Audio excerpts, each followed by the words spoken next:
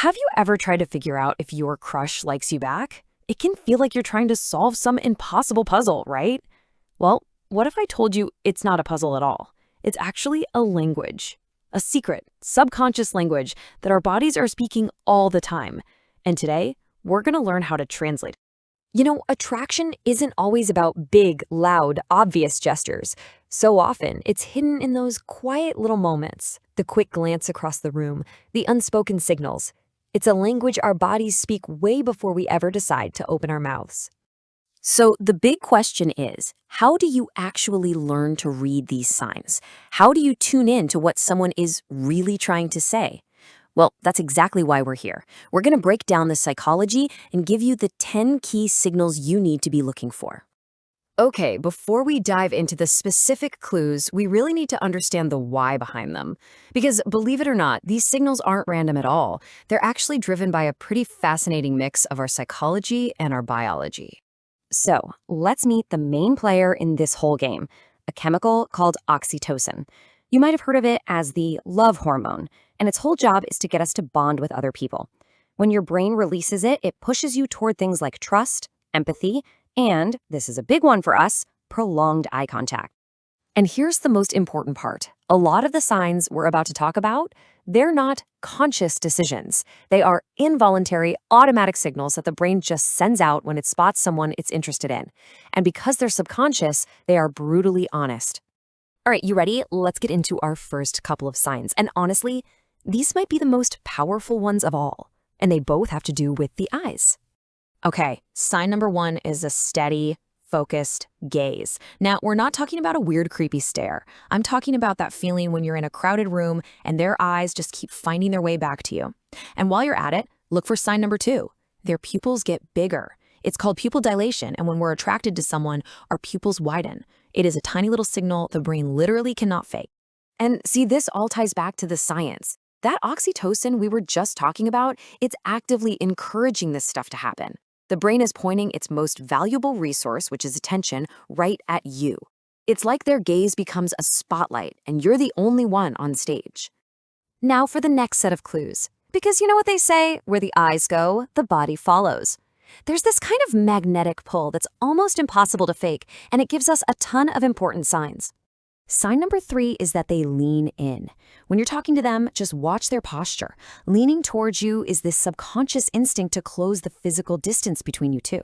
And also look for sign number 4, those little subtle accidental touches. A light tap on the arm when they laugh. It's just another way the body tries to bridge that gap.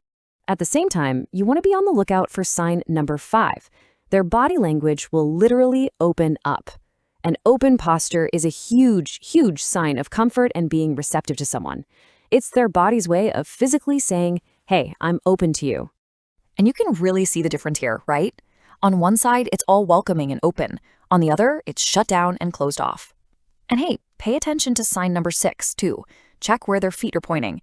It sounds weird, but our feet often point in the direction our mind wants to go. Then there's sign number 7, mirroring. Do they start to subtly copy your posture or your gestures? That is a deep subconscious signal of connection. Okay, so we've covered all the subconscious signals, the stuff the eyes and the body do automatically. But these last 3 signs, they're about a conscious choice. And they might just be the most important signs of all. Which brings us right to sign number 8. They make time for you. I mean, let's be real. Everybody is busy. So when someone consistently carves out a piece of their jam-packed schedule just for you, that is not an accident. That is a deliberate choice, and it's a huge investment. I mean, think about it. You can always make more money, right? Opportunities can come around again. But time, once you spend it, it is gone forever. So when someone offers you their time, they are giving you one of the most valuable things they have. And this investment also shows up in 2 more really critical signs. Sign number 9 is that they ask you thoughtful questions about your life, not just boring small talk. And sign number 10, they remember the little details that you tell them. This is proof that they're not just hearing you, they are actively listening and choosing to remember. It means you're a priority. So there you have it, our 10 signs, from a simple focused gaze all the way to the incredible gift of time. Now let's put it all together and look at the big picture. Okay, this is probably the most important rule of all. Please do not get hung up on just a single clue. Anybody can accidentally hold your gaze for a second too long. The real proof is always in the pattern. You're not looking for one clue, you're looking for a whole bunch of them that are all telling you the same story. So here's what you should really take away from this. First, look for clusters of signs. Prolonged eye contact, plus leaning in, plus remembering a funny story you told them. Now, that is a powerful conversation. Second, remember that context is everything. Are they leaning in because the music's loud, or because they're totally captivated by what you're saying? Knowing this stuff just gives you the power to read situations with so much more confidence. So, you now know the basics of this secret, unspoken language. The only question left is, what are you going to notice now? What will you start to see in the people around you that you maybe couldn't see before?